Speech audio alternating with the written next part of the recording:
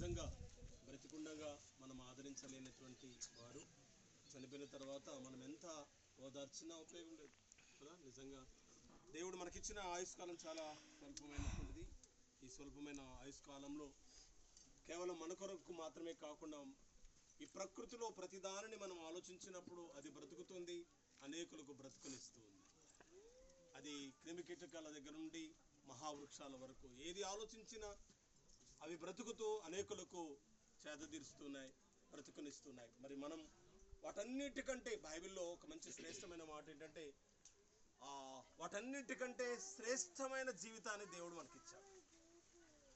ఈ భూమి మీద ఉన్నటువంటి జీవకోటి ప్రాణులన్నిటికంటే కూడా శ్రేష్టమైన జీవితం మానవునికి ఇచ్చాడు. కానీ ఆ మానవుడు ఆ శ్రేష్టమైనటువంటి జీవితాన్ని భ్రష్టు పట్టిస్తున్నాడు. ఆ దేవుడిచ్చినటువంటి ఆ తలాంతును లేక కాలాన్ని సంపూర్తి చేసుకోలేక మధ్యలోనే పిలుపును అందుకొని వెళ్ళాల్సిన పరిస్థితి వస్తుంది.